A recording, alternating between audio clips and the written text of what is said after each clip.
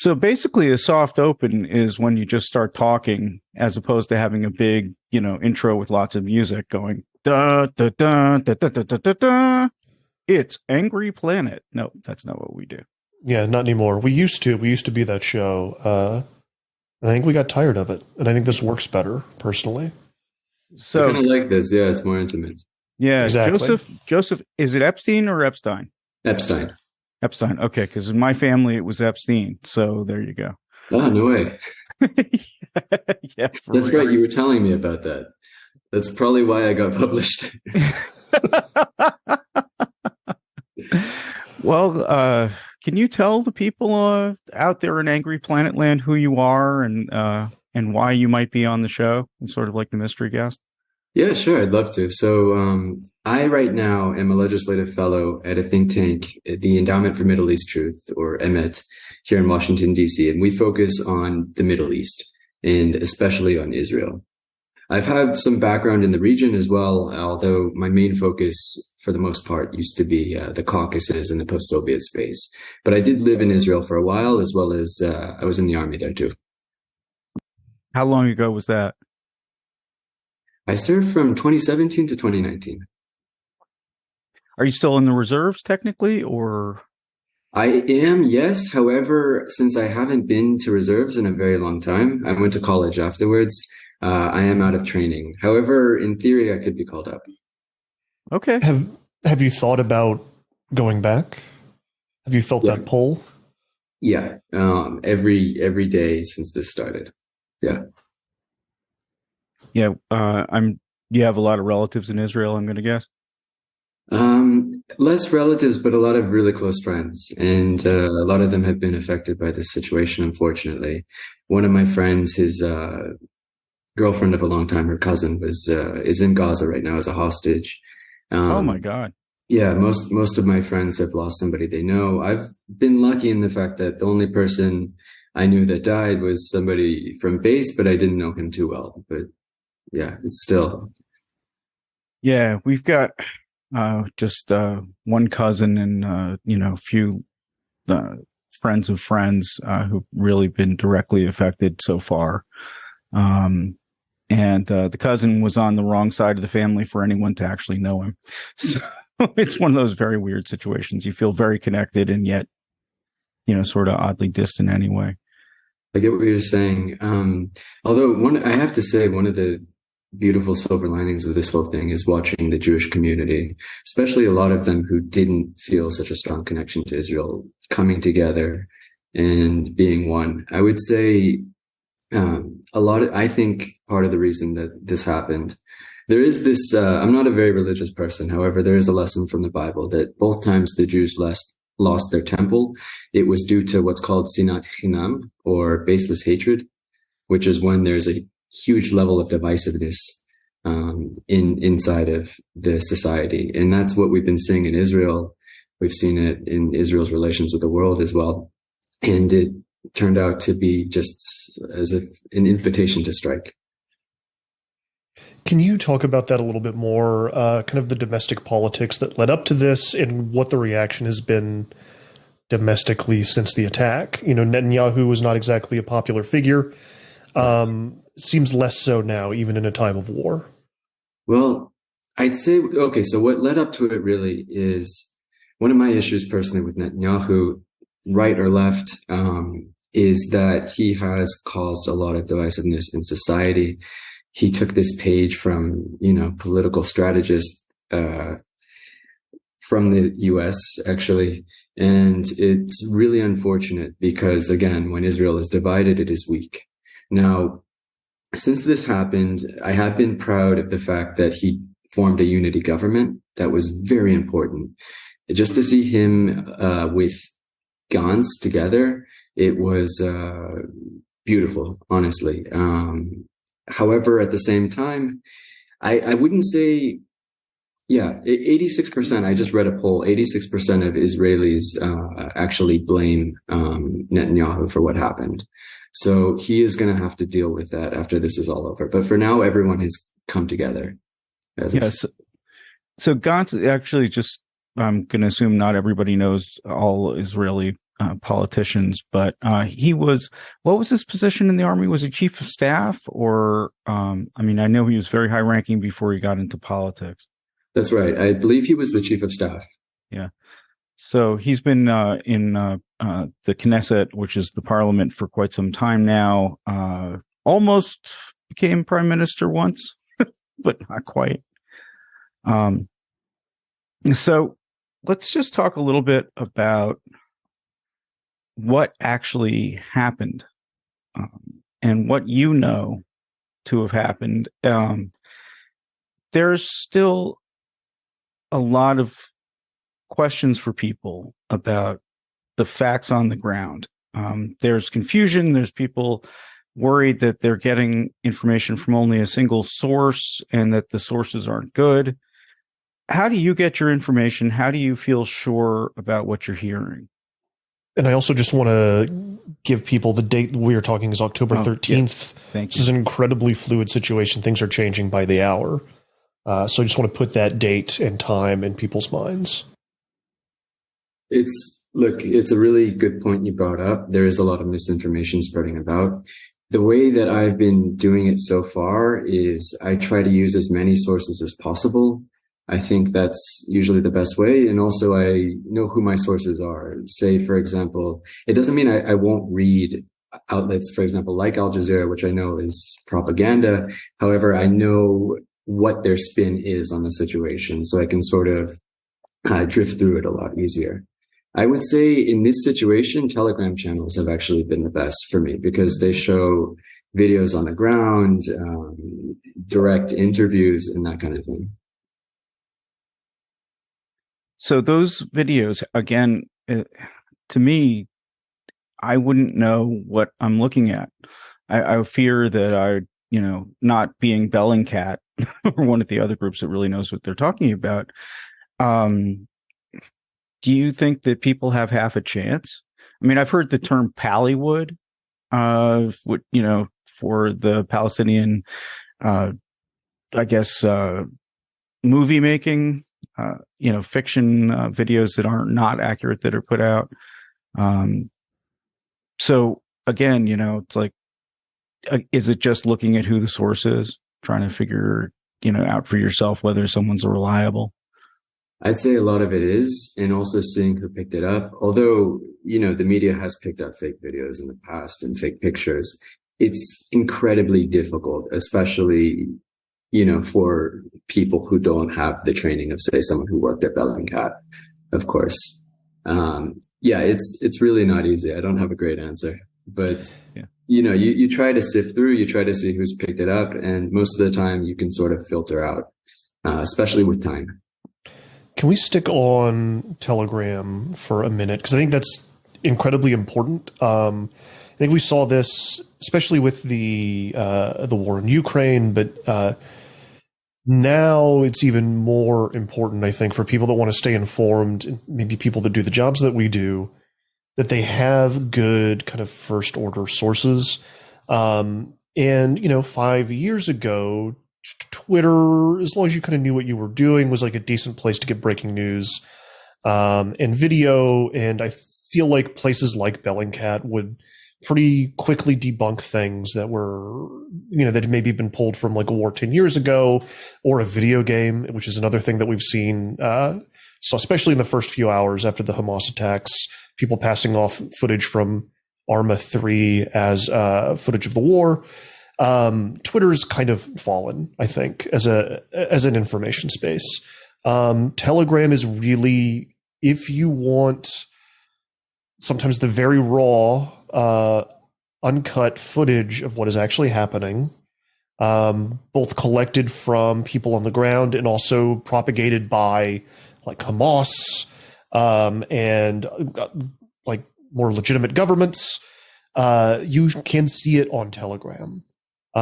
There's a great account is maybe the wrong way to phrase it, but there is a account worth following that is a group of first responders in southern Israel that is sorting through footage as they find it. Before we got on a few hours ago, they had published, they had found GoPro footage on the bodies of dead Hamas fighters that were at the music festival. Some pretty horrendous stuff, but again, you can see what happened, and it's relatively uncensored. How do you get into Telegram? How do you navigate that space? And how do you keep how do you sort truth from lies there? Yeah, so getting really set up on Telegram to find the channels that are your go-tos is difficult and it takes some time. However, it is definitely worthwhile. A lot of the time you can find them either through recommendations from friends or just sometimes a lot of the Telegram channels I found actually are linked in other Telegram channels. So it'll be one posting on an event from somewhere else, and then the link that it cites is that one, which has the raw video. And then I know that this is a good firsthand source as well. One of my go-tos that's actually really weird has been this channel called Ozfront, AZFRONT, and it's a Russian language one, and it's supposed to cover the South Caucasus, and it always did, which is why I was interested in it. I lived in the South Caucasus for a while. It's really my interest in. But then all of a sudden I noticed that their coverage of everything that was happening in Israel was some of the best. I mean, they were having live updates of what was going on as it was going on, like nobody else, including the Israeli channels, including even the IDF's Telegram channel. So the IDF, do you ever find yourself being a little skeptical of their reporting? I mean, you were actually in the IDF, which would give you sort of a different view. I mean, do you feel like people can really rely on that or that feed, so to speak? I'd say you could rely on the IDF's feed probably as much as most militaries. It's a bit of a cryptic answer, but I would trust it like the US military. Okay, so maybe not at all. Well, they're going to have a perspective. Sure. And they are generating, I think it's fair to say they are generating propaganda both for domestic and for foreign consumption, right? Doesn't mean that the propaganda is not true or reflects reality, but you have to take into account what their goals are releasing pieces of information, right? That's actually exactly right. I would say that the people who are doing propaganda well are using real information and then they try to form a narrative out of it. So, for example, I've seen some channels that haven't responded on anything that happened in Israel, but then they show, Palestinian mothers holding up babies. And of course, this is, it's a real image. This happened. However, if you don't show the full picture, of course, you're giving a very slanted narrative.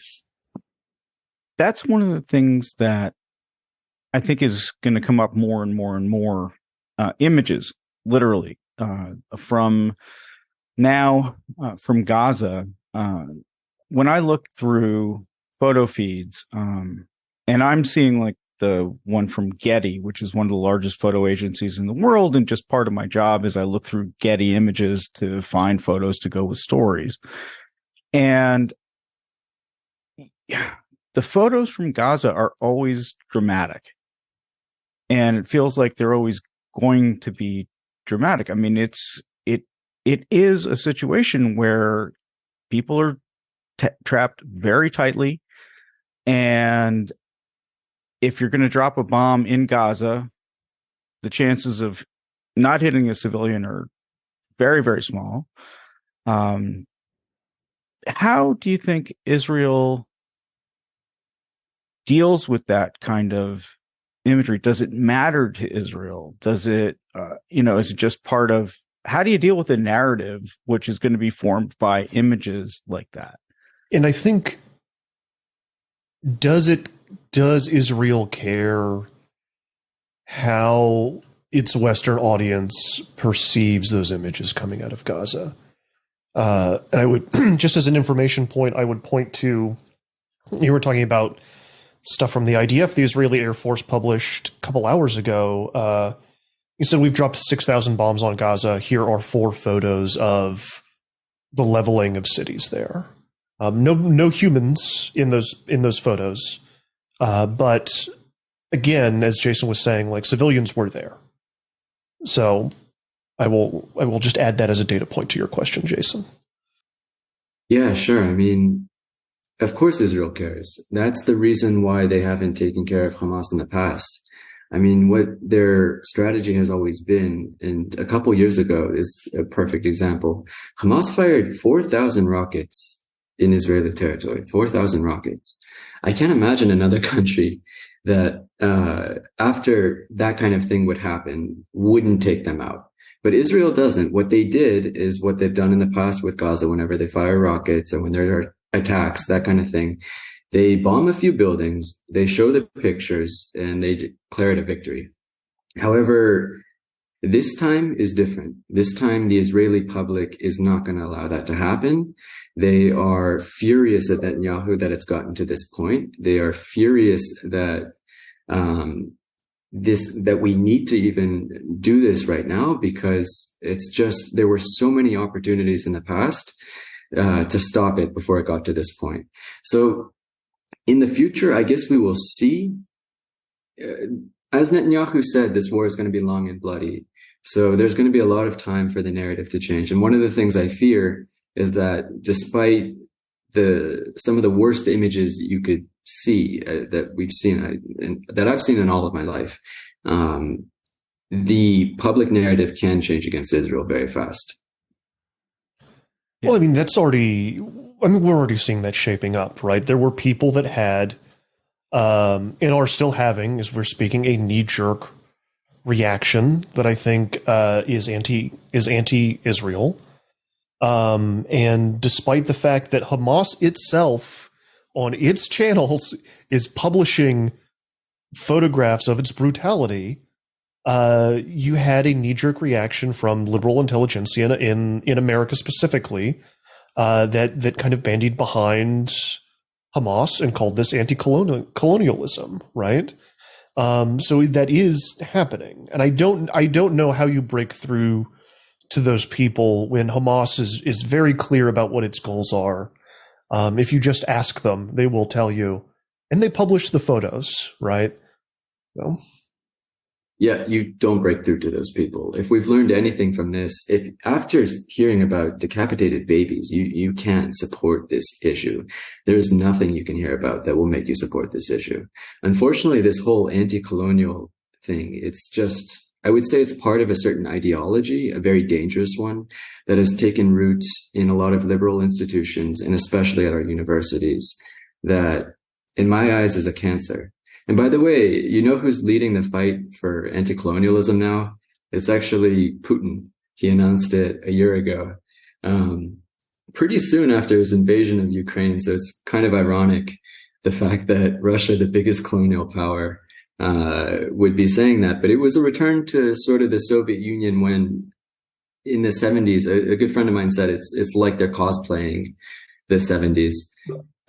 When they were trying to really lead these liberation movements all across the globe, and they were the number one sponsors of it. And for a lot of the time, they had people in the very extreme left wing on their side. I think what we've seen is a lot of this is becoming more and more mainstream. We've seen that this trend has been happening for a long time. And I hope that this time it's a wake-up call to our leaders that we really have to do something about it. But is the answer to level Gaza, which is what it seems like Israel is going to do? And there's 2 million people there, and I understand that Hamas has committed a horrifying, brutal crime and has reveled in it. But is the answer then for Israel to level the civilian population in those cities?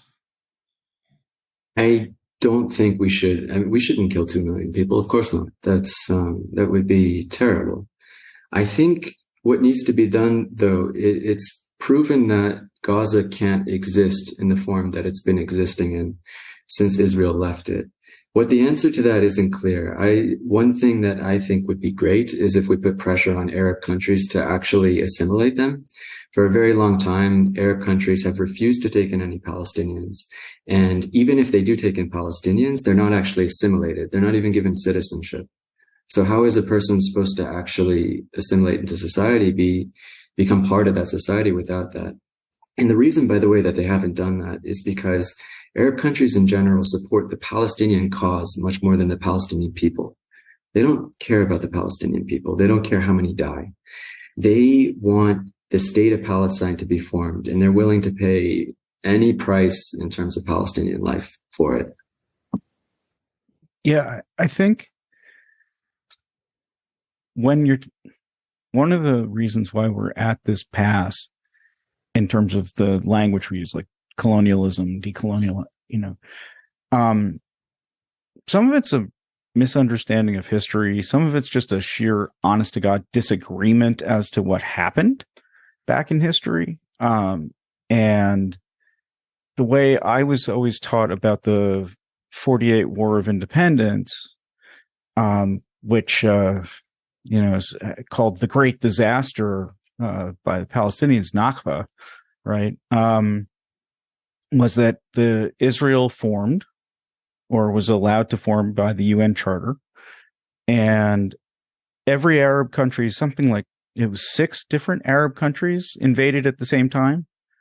There were Palestinians who were there. The Palestinians did not agree to the Palestinian state that they were offered, and therefore a fight broke out immediately. Israel prevailed. The Jews prevailed. I think might as well be very specific because there wasn't really an Israel. And ever since, people on the Palestinian side have lost their land. Some of them fled and now want to come back, or at least want the land. But that's not how that story is being told, right? I mean, that's not what. I'm not going to get into it, but my own son has a different version of history. He's the right age. Can we actually get into it? Because I don't know what that counter narrative is. Actually, that from what I understand, and Joseph, please interrupt me. But from what I understand, it's that Jews didn't belong in the land that is now called Israel to begin with, that they had been coming in as foreigners and occupying land and territory, especially in the years after 1900, and especially again after what happened with the Nazis in Europe, the Holocaust, that it was just a flood of essentially foreigners who then divided up the land in the way they wanted the land divided, and colonized, especially 1967 when Israel took over the West Bank and also Gaza and also the Golan Heights and Sinai. I mean, it was actually, that war was, Israel was very successful, that all of a sudden, what Israel is colonizers in some sense, that they've now control the fates of Palestinians living within their territory, or actually inside Palestinian territory is the narrative, right? And it's interesting because I guess my feeling is you can interpret some of it that way, and you can spin it that way. And it doesn't really reflect all of what happened, but it reflects a piece of what happened. And if you're looking at it through a weird sort of skewed prism, that's what people see. No, you're exactly right. I think a lot of these people see the world in terms of colonialism and non-colonialism, and they also see it from wherever they are. So everybody has to put their own perspective on it. So Americans have to put the American perspective on it, Europeans, the European perspective, et cetera, right? We can only understand things through the boxes that we've created in our minds. And understanding things in that sense, though, when it comes to colonialism, non-colonialism, it's a very toxic way of thinking, I'd say. At the end of the day, we're all people. People talk also, by the way, there is a counter argument to it, which is that Jews are indigenous to the land, that according to DNA also, it's shown they're closer to Palestinians even than to the Europeans, for example. There's also a point to be made that most Jews in Israel right now are the descendants of Jews that were kicked out from the Middle East, from Egypt, from Syria, from Lebanon, Iraq, Nigeria, Morocco, yeah. Iran. Yeah, Iran as well. However, I don't think we should be looking at things in terms of what your DNA is. It just feels really eugenicsy to me. I think the fact was that, you can put together this historical narrative, but at this end of the day, we're in this land, we're there together. We have to build some sort of future. We have to develop and make our lives nice so we can live with each other. And I really wonder about that possibility. It's so funny because, growing up in the United States with relatives in Israel who we saw, like once every year, once every 2 years, we could afford to be liberal in the United States and have a more, so-called liberal view. But honestly, my relatives really simply did not like Palestinians very much, or wanted to be very, very, very far away from them. I mean, you can probably understand, given all the terrorist attacks, everything else that's happened. I'll tell you something, though. In Israel, they really do differentiate between Israeli Arabs and Palestinians. There really is a divide there. 20% of Israeli society is Arab. They work as doctors, as lawyers. There's one on the Supreme Court. They're in the Knesset as well. One of my best friends who I served with is Bedouin from the north. And he's no less of a brother to me than the Jewish people I served with as well. So at the same time, I do feel, I would feel on guard living near the Palestinians, but it's not really a racial or cultural thing. It's more that I just know the amount of hatred that they've grown up with. I know that there's always the potential for some sort of attack. And it's unfortunate, but it's just very, very tense. Yeah, that's what I was thinking is, how do you actually make peace? I don't think anyone's come up with a really good solution to that. I think I can say on both sides feel like they've learned lessons about the other.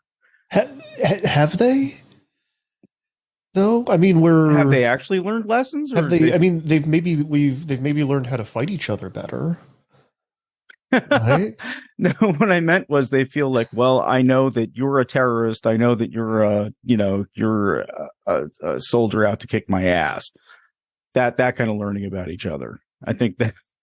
Look, I think it's not really as much learning about each other. It's about what they're getting from their governments, from their school systems, and everything else. And if you end up looking at the school curriculum for Palestinians, there's a great organization, Palestinian Media Watch, actually, that monitors these kinds of things. And they'll show the curriculum at UN-sponsored schools, UNRWA-sponsored schools. And some of it's just deplorable. I mean, they're teaching math in terms of how many, if there are 40 Israelis and you killed 30, how many are left? How does a child have a chance, if they're being indoctrinated to that level? And then as a society, how can you live with someone who's just been brought up on that? I can also give you an example from the army. When I was in the military, I was stationed in East Jerusalem near Shoafat. Shoafat is this, it's technically part of Area C, or no, it might be part of Israel proper.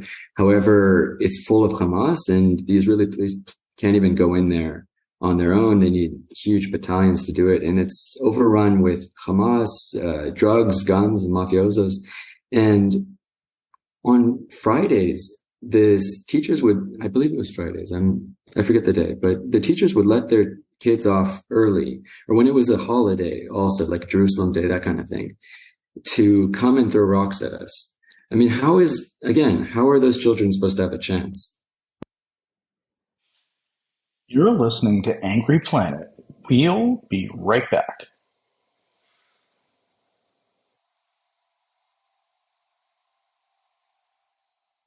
And we're back with the best show on the internet, Angry Planet. I think that's a totally legitimate question, and I wonder how you can do any kind of reset. I mean, even if I say that, Israelis are not brought up with necessarily love in their hearts for Palestinians or necessarily Arabs, I mean, people are also, whether they're learning it in a school curriculum, people are getting what they get at home as well. I just don't know how you tone this down. I mean, I remember when Arafat and Rabin shook hands, and there was a moment that looked like hope. I really wonder just how close it ever really got. Very close, to be honest with you. You think it was just a photo op? Okay, so this is interesting. Arafat, there's a speech of him, I believe in a mosque in South Africa, I forget, but he was saying in Arabic that this whole peace deal is just a tactic. Whether he meant that or whether he just thought he had to say that, I don't know. But what I can tell you is that for a lot of the people in the Palestinian Authority, that is what they believe. I do think, however, because the Palestinian Authority, let's be honest, they were professional terrorists. They came from the Palestinian Liberation Organization, which killed, countless Jews, civilians. And once they got into power, though, something did change in the sense that they got a lot lazier. They didn't have to do anything to get funds. Really. They knew that they could just show the world undeveloped Palestine and play the victim or be the victim. And through that, it's just one of the best ways of fundraising. They showed people in the West, they showed Qatar, they show Americans, and everybody wants to donate money to them. Yet they're not doing anything to make their problem any better. And the officials then take that aid and they pocket a good amount of it. I think Abbas is one of the richest presidents in the world. I mean, think about it. How did that happen? No, it's true. And I mean, his comments about the Holocaust are absolutely, I mean, they're Holocaust denial. And it really is out there. I mean, it's so funny. I mean, you could easily think, oh my God, more Israeli propaganda, but all you have to do is read transcripts. I mean, for Abbas in particular, you don't really have to do any. They are not shy about what they believe. They will tell you. They are not embarrassed. They are not hiding it. It is not unclear. Yeah. It is very, very clear.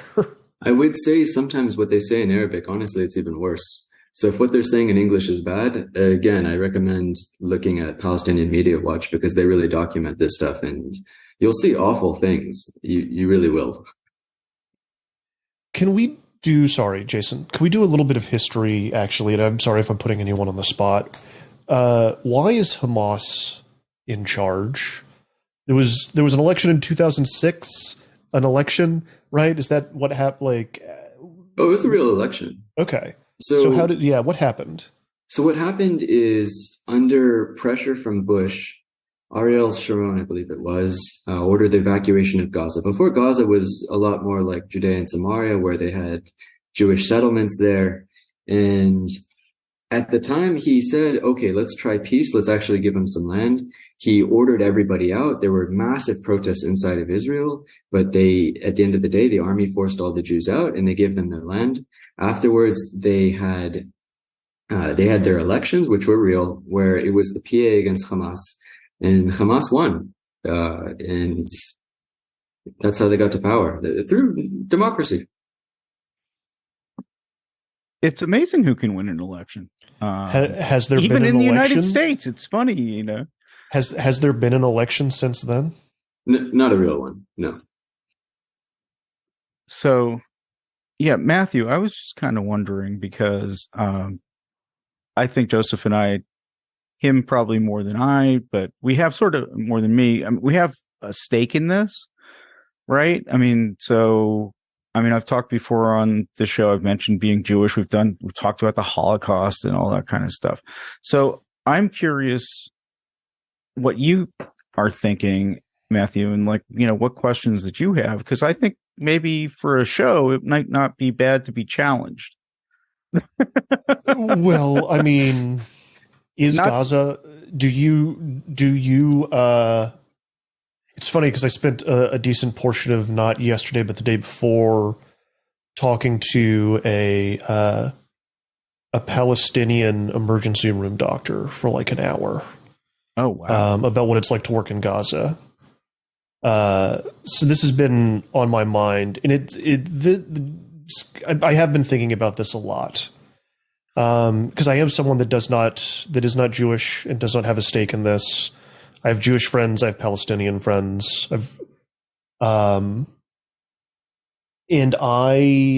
this conflict feels so intractable. There is a sense from me that you just want to throw up your hands and walk away, that it's hard to understand. And a thing that has been frustrating me in the immediate aftermath is something that we've kind of touched on a little bit, is this people turning war into team sports, and kind of mapping their political ideologies onto a conflict that doesn't have much to do with them, whether that is, full bore support for one side or the other.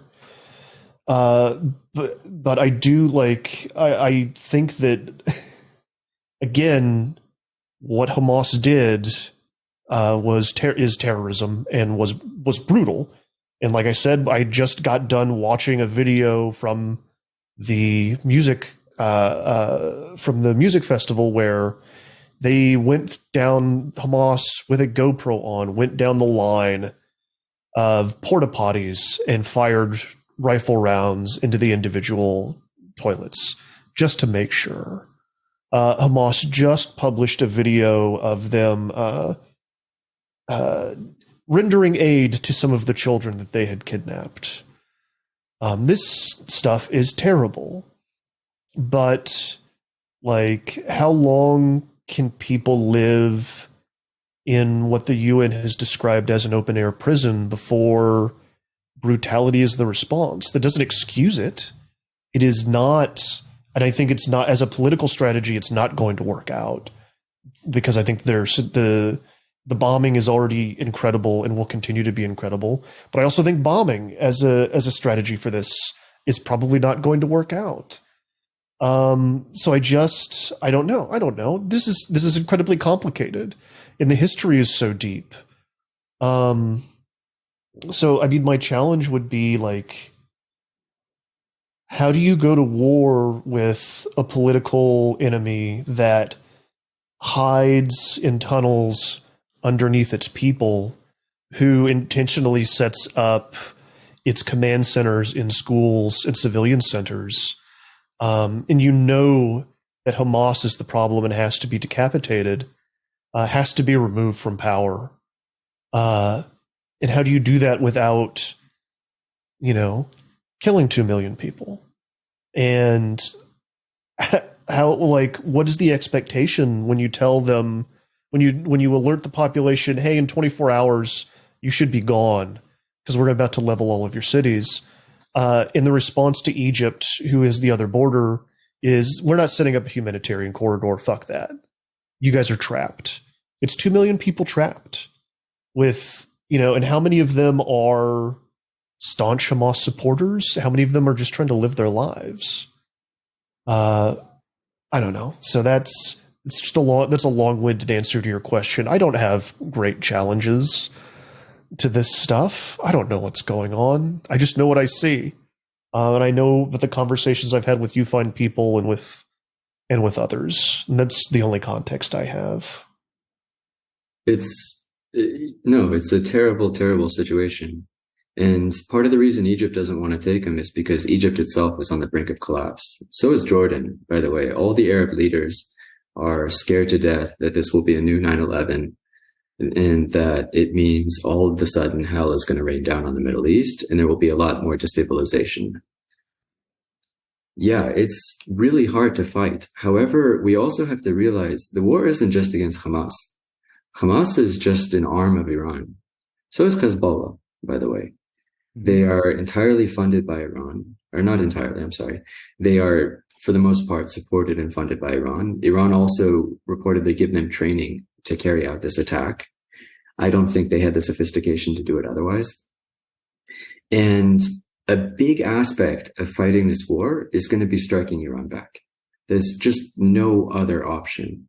Look, I don't know what your opinions on Donald Trump were. However, he did a really good thing in the Middle East, which was killing the Quds Force commander, Qasem Soleimani, who was really the godfather of Iranian strategy of setting up these proxies and terrorist organizations. And the Iranians, they yelled and threatened and said they were going to bring hell upon the U.S. And then they did nothing. Actually, not only did they do nothing, but attacks against U.S. forces from both Iranians or against U.S. forces or their allies from both Iranians and from Iranian proxies actually was reduced following that. So if we don't actually follow this up with a very strong policy against Iran and a very aggressive one as well, then we're not actually going to be solving anything. When it comes to trying to fight Hamas groups in tunnels, yeah, it's incredibly difficult. I think one of the very necessary things is trying to evacuate the citizens, if even temporarily, to Sinai, which would reduce the risk of civilians being hurt, because nobody wants to see that. Well, Israel doesn't want to see that. The EU doesn't want to see that. I think the Arab world, for the most part, doesn't want to see that. Hamas definitely wants to see that, by the way. Iran wants to see it too. For them, the deaths of civilians are nothing but a tool to be used to win the PR war. I wish I could totally disagree with you there. But especially with Iran, it's such a cheap and easy way to just fuck with the United States, fuck with Israel by having these proxy groups. I mean, it's not like it's free. I mean, it costs money to support Hezbollah and Hamas. Yeah, but I think it's money they have. And it's better when the war is not in your country; it's in someone else's, right? Yeah, right. Also, the Iranians. I mean, they do not. Price isn't really an option when this is your number one priority, right?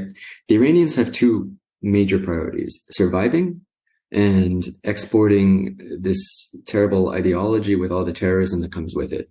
They don't care about their people. 30% live below the poverty level, yet they send billions of dollars to Hamas and Hezbollah. Also, you've seen what they've done to protesters as well. What they do to ethnic minorities is awful. I mean, it's something that isn't talked about much, but the campaign of ethnic repression against, the Azerbaijanis, which make up 30 million people in Iran, the Baluch, just a couple of weeks ago, actually, they were opening fire on children, Baluch children that were part of protests. It was, despicable.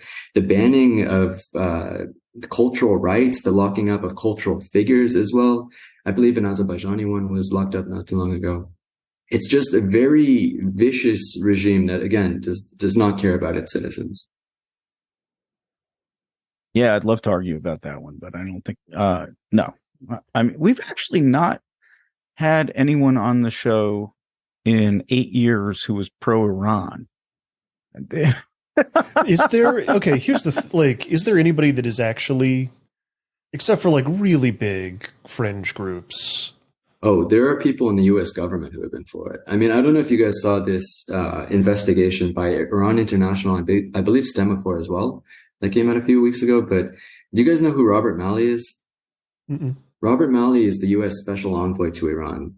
He, by the way, has a crazy story. He was, I believe Yasser Arafat was his godfather. His father was one of the only Jews that Nasser allowed to keep his Egyptian citizenship, and he became a propagandist for the Nasser's regime. Then Mali, of course, grew up very anti-Israel, very pro-Palestinian. He got into hot water when he said they should talk to Hamas during Barack Obama's election. And he was really the godfather of this deal. So anyway, this investigation came out and it showed that 3 of the aides that he wanted to hire had direct talks with the Iranian regime. I mean, Ali Vaez even sent a message to the former foreign minister of Iran, Javad Zarif, saying that he pledges his loyalty to Iran. It was absurd. There was the other, I forget her name. It was something Tabatabai. I'm spacing on her last name. Excuse me for that. That's right. But she actually asked for permission from somebody in the IRGC before she traveled to Israel on a government job. And this, I mean, consider this is somebody who had high up security clearance. So yeah, unfortunately, there are people that are pro-Iran, even in our government. Hopefully, they will take the needed steps to get them out. I'm tired. Yeah. I gotta say. I think everybody's tired right now. Yeah. And it's been a draining week, Jason. I can't imagine. Have you guys been sleeping? Not much. So my wife is even more closely tied to Israel, and she's not sleeping. She's just, doom scrolling if she wakes up in the middle of the night for going, because she's too hot or whatever. Then she starts looking at her phone as soon as she does. It's hard not to, yeah. Let me know what Telegram channels she's on.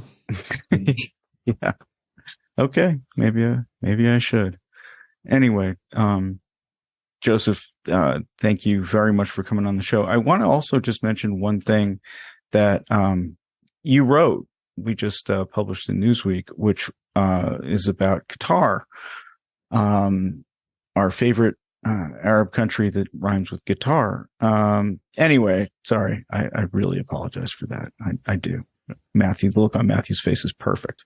Anyway, but that they are a huge friend of the United States, according to the United States. But on the other hand, they are, funding terror like nobody's business. Do you want to just very quickly take us through the article, and then we'll let you go? Yeah, I would love to, actually. This is something that bothers me to a great extent. Yeah, Qatar is a non-NATO major U.S. ally, which is a pretty big deal. They have a U.S. air base there as well.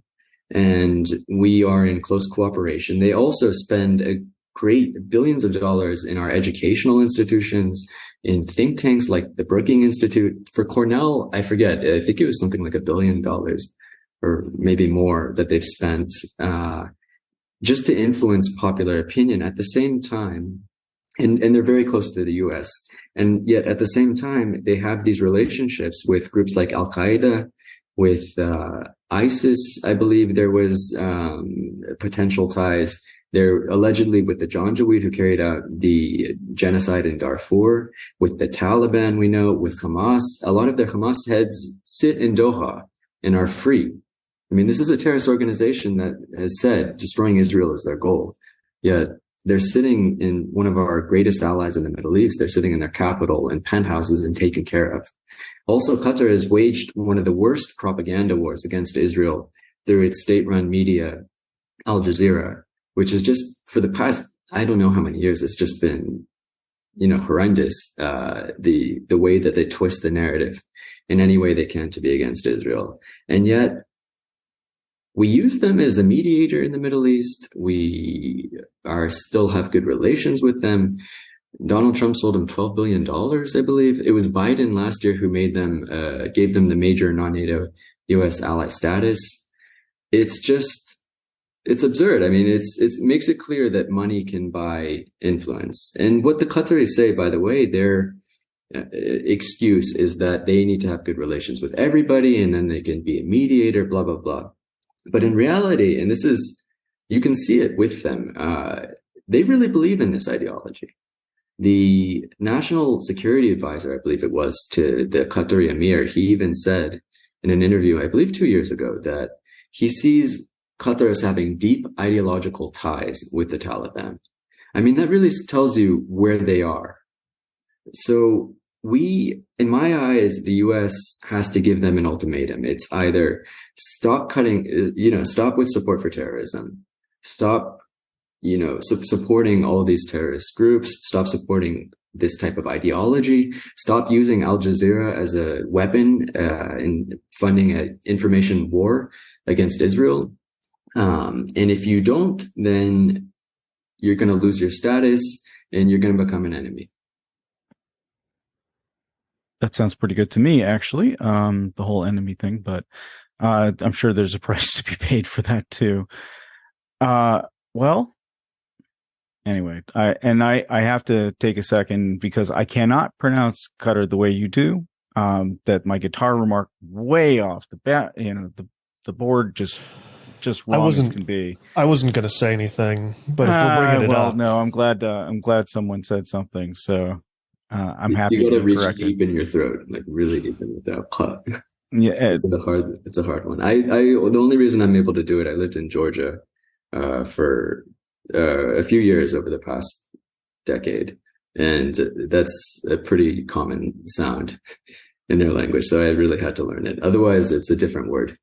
Okay, and by the way, that's the country of Georgia. Yeah. No, the state. No one in Atlanta is able to do that. All right. Well, that's the kind of silly note we never get to go out on. So, and it's better than the depressing note we've been living under for the last week. So that's fair. Yeah. I do just want to flag here at the end that we are going to be doing more on this topic. We've got some returning people, and I may try to get that emergency room doctor on the show as well. That would be amazing. It was my plan. So there will be more coverage of this, more conversations. I think it may also be worth, I know we've done this before, but it may be worth doing a history episode again. Maybe even focusing on just the last 20 years, because I think it's probably the most consequential for what's going on now. It's maybe not a terrible idea. Yeah. Well, Joseph, thank you so much for coming on the show. I enjoy working with you through Newsweek, and just thank you. Yeah, of course. I'm really glad to be here, and thank you for giving me an outlet. And thank you, Matthew, as well. Absolutely.